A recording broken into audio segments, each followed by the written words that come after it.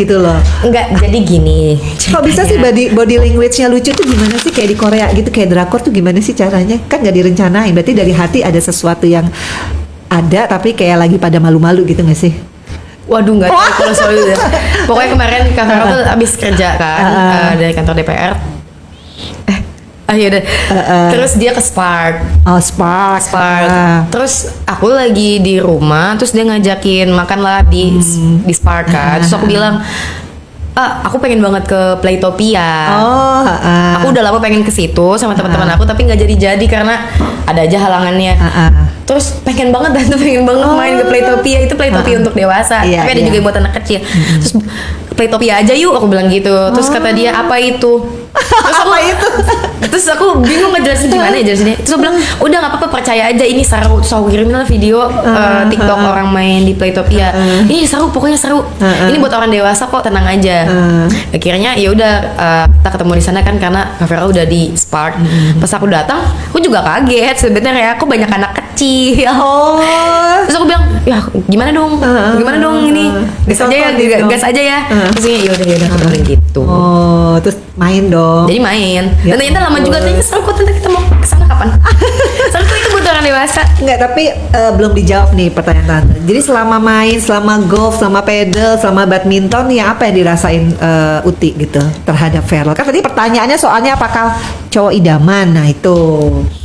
Pas main pokoknya berinteraksi deh sama Feral, apa yang dirasain? Pas main seru banget sih. Aku jadi bisa belajar golf, belajar pedal kan, diajarin nge-gym kan di Playtopia. Seru sih nyobain hal-hal baru.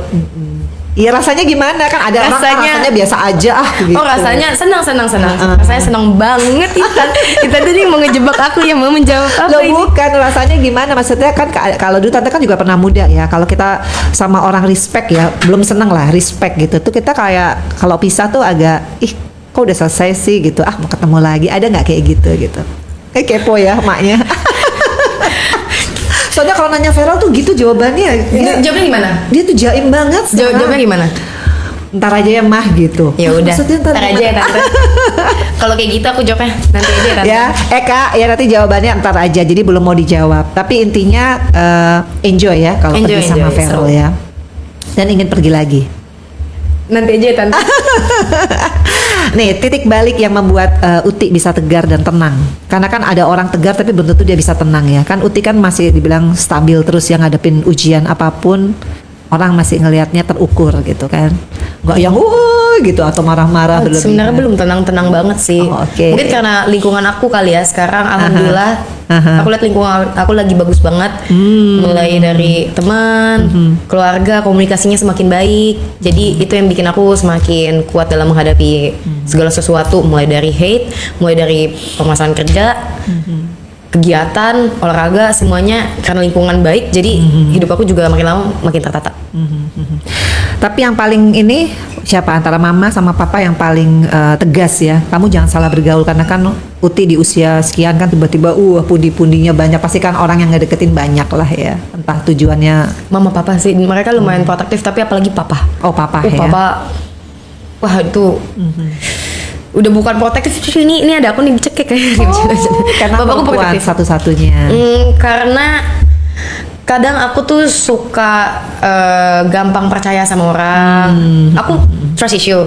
Tapi kalau aku udah sayang, aku tuh kayak ya udah santai aja, nggak ada menaruh curiga sama sekali. Nah itu tuh sifat yang kadang tuh papa, kamu tuh nggak boleh terlalu baik, terlalu santai, terlalu membiarkan orang kayak gitu, nanti orang lama-lama semena-mena gitu. Makanya papa tuh kadang kalau aku ada teman baru atau pergaulan baru atau kegiatan baru, dia langsung, ini siapa, mau kemana, kapan ketemunya. Jadi setiap hari dong teleponnya? Enggak setiap hari, cuman kalau ada hal-hal yang baru di sosial media mungkin lagi booming, dia langsung nanya. Tapi benar-benar ya kan keberadaan papa sama mama tuh yang ngisi banget ya. Jadi apapun tempaan itu pasti akan kuat ya. Iya, peran orang tua. Tapi hebat loh. Biasanya kalau anak udah punya duit sendiri nggak mau dengerin apa kata mama papanya loh. ini tapi masih sih? Ada sempat di titik itu kok. Ada rebel gitu ya. Kalau aku lihatnya sih, ini karena pembelaan aku ya. Kalau aku lihatnya sebenarnya nggak serebel itu, cuman karena papa seprotektif itu jadi kesannya jadi ngelawan. Cuman waktu itu aku lagi seneng, tiba-tiba ini mungkin ada salah aku juga ya. Aku kalau keluar negeri izinnya H-2, H-1. Lusa aku mau ke ini ya. Itu papa tuh nggak suka, minimal kan dikasih tahu lama. Terus papa nanti bilang, kamu tuh ya mentang-mentang sekarang udah punya uang sendiri, izinnya dadakan-dadakan gitu. Karena aku takut kalau aku izin lama nanti nggak dibolehin. Jadi harus dadakan. Tapi artinya papa mama sekarang kan bangga banget ya sama Uti, anak terkecil tapi bener-bener bisa mengangkat nama keluarga selain almarhum Bibi Semuanya sama. kita semuanya. Abang-abang aku juga sangat membanggakan. Tapi kalau tante baca kan kayaknya kan biasanya kan anak paling kecil tuh paling, maaf ya, paling ego kan. Tapi Uti terbalik ya, kayaknya ngayomin ya. Punya apa semuanya Uti share ke keluarga dulu. Sebenarnya gitu. kalau soal ego, kayaknya ego aku dulu emang paling besar deh. Ego aku, emosi aku paling besar. Tapi karena diterpa problem berkali-kali, jadi ya udah lama-lama oke. Capek ya kalau kita menangin ego terus, emang udah ngalah aja. Gitu. Jadi yang paling ini membuat berubah adalah kejadian apa? Wah, banyak banget sih. Yang paling bikin jadi nggak ego lagi, gue nggak mau ego. Yang paling bikin ngena banget gitu kan, ada orang Waktu aku lagi ditipu sama manajer aku itu titik, selain ditinggal sama bang aku ya, itu titik terendah aku sih tante. Benar-benar jatuh banget mental aku di situ. Dan saat itu posisinya hubungan aku jadi nggak baik sama pasangan aku saat itu. Karena kan kenanya dua-duanya sebenarnya, bukan aku doang yang kena penggelapan uang itu kan. Terus juga kerjaan lagi padat, tapi hasilnya nggak ada, kan diambil kan uangnya. Terus saat itu pertemanannya juga ada beberapa yang toksik gitu loh. Jadi di depan gimana, di belakang ngomongin, bahkan sampai ada yang niat jahat juga ada. Dan itu terjadinya semua di satu waktu gitu loh, di saat bertubi-tubi ya. Bertubi-tubi di minggu ini belum selesai, minggu depannya tambah lagi, minggu depannya tambah lagi. Itu aku jujur, aku udah gak kuat banget itu tante. Aku sampai kayaknya gue udah gak mau main sosmed, mau hilang aja. Aku hampir pengen nyerah deh saat itu deh, ada nggak kuat aku. Karena dari sisi internal, eksternal, netizen, itu aku capek banget. Dan salahnya aku dulu aku nggak ketemu sama orang ahli seperti psikolog atau psikiater lebih cepat. Jadi aku semua mendem sendiri, pecah sendiri, emosi sendiri. Abis itu tiba-tiba burns out aja, udah nggak kuat. Itu bener-bener aku akhirnya ketemu psikolog, psikiater, mulai ngelihat mana sih yang baik, mana yang buruk, nge-cut off beberapa teman, atau enggak agak menjauhi yang kurang baik. Terus ya udah di situ aku berkaca, oh mungkin ada salahnya gue juga, mungkin sifat aku nih yang ini harus diubah. Aku juga harus naruh boundaries di diri aku. Aku nih nggak boleh sering nyiksa diri aku kayak kerja yang overtime, terus terlalu jadi people pleaser. Kadang kalau teman aku bilang apa, aku iya. Itu tuh kadang yang suka dimanfaatin sih. Nah di situ aku titik terendah aku mungkin berjalan 3 bulan kali ya, aku jatuh banget 3 bulan itu mental aku. Tapi di sosial media orang nggak ada yang tahu. Iya. Aku masih Makanya orang-orang bilang gimana sih caranya sebagai Uti ya, konten kreator tetap produktif padahal masalahnya banyak. Nggak taunya memang kita perlu ahlinya ya ternyata ya. Kenapa nggak ngobrol sama orang tua? Kan kadang-kadang kalau sebagai public figure malu ya ke psikiater gitu. Takutnya dibilang ada penyakit psikologis, nggak ya?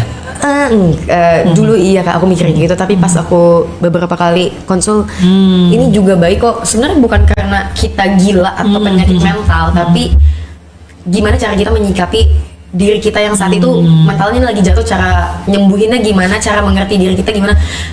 Nah dulu komunikasi aku sama orang tua aku tuh kurang baik tante. Sempat di titik itu. Karena apa? Karena semua hal tuh terlalu baru. Mendadak gitu ya. Kita ditinggal 2 orang yang kita sayang secara dadakan. Kita nggak prepare, kita masih shock. Terus tiba-tiba semua mata ngelihat ke keluarga kita dari A sampai Z, kita ngelakuin apa aja itu dilihat. Belum soal rebutan gala waktu itu ya. Iya, itu bener-bener capek banget Pol. Belum lagi ada permasalahan internal itu kan semuanya hal-hal baru yang bikin kita apalagi.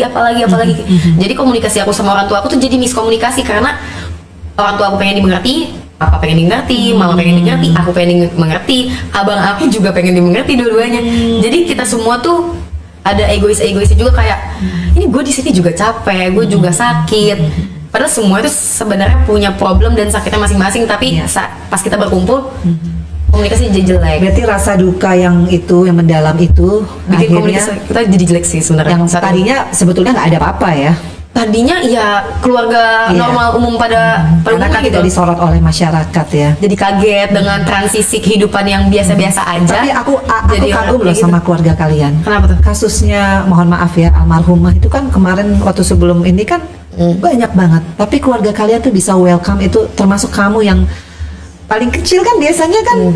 Tapi kalau saat itu waktu itu aku nggak begitu ngerti. Kalau aku di otak aku ini pacarnya abang aku saat ya itu kan masih pacaran ya, pacar abang aku abis itu jadi istri abang aku.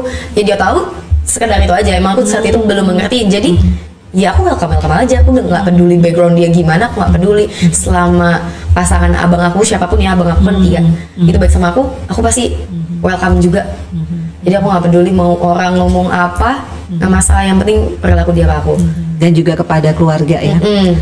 Jadi Sangat memang, nice kok. Iya, aku juga tahu sih karena almarhumah itu sebelumnya janjian sama aku untuk bikin podcast. Tapi tiba-tiba kejadian itu aku aja nangis. Padahal belum ngobrol, belum terlalu deket. Tapi Podcast di Jakarta apa di Bali tuh? Jakarta janjiannya. Jadi memang sosok manggilnya apa ya, kakak Bibi ya. Ya aku manggil ada Bibi juga boleh. Iya, sama almarhum Vanessa itu benar-benar dua orang yang menginspirasi kita semua ya tentang yang namanya cinta sejati. Masya Allah. Jadi kalau cari pasangan mau yang sosok kayak pengen banget Bibi aku nggak sih? Pengen banget. Karena bisa truly love ya. Ya dia bisa Bener ngobrolin apapun, lucu, bertanggung jawab. Iya. Paling nggak mau pasangannya Iya. dicap jelek sama orang Iya. lain. Ngasih taunya pun selalu yang bener-bener private. Kalau misalnya pasangan lagi salah, jadi nggak negur langsung depan, dibimbing. Kalau misalnya pakai abangku juga, kalau misalnya ngeliat pasangannya lagi pakaiannya terbuka, nggak dilarang, tapi di situ nanti kayaknya bagusan kalau terbuka, seksinya cukup mungkin, karena kita nggak terlalu agak ya kalau aku sama abang kayaknya atasnya terbuka, bawahnya jangan ya. Jadi kayak biar pelan-pelan, nggak langsung semuanya disuruh ubah. Aku pengen ada pasangan yang kayak abang aku juga sih, kayak Febri, Franz, Fadli. Menurut aku cara mereka menyayangi pasangannya tuh jujur bikin aku iri. Kayak, kok bisa ya abang gue kayak gitu ke orang. Berarti papa kayak gitu ya? Papa nggak tahu ya, papa tuh agak gengsi. Gak ekspresif ya? Gak ekspresif sama kalau kita godain, coba dong bilang I love you, dia nggak mau, dia malu. Harus kita, ayo I love you. Jadi dia mereka menurun dari mana dong kalau bukan dari papa? Kan bisa laki-laki melihat bapaknya, so nice gitu. kayaknya loh. papa cara komunikasinya aja gengsi untuk kayaknya words of affirmation dia ini deh, gengsi. Jadi dia kayak kamu cantik hari ini, malu dia. Oh gitu, tapi tanggung jawabnya sama keluarga, istri dan anak-anak itulah cintanya yang dia tunjukin ya. Ya, jadi Feral kurang lebih seperti itu ya nak ya. Kalau tante di keluarga tante ini ya sangat words of affirmation ya, kayak cantik. Iya, apalagi kalau aku kan punya anak dua.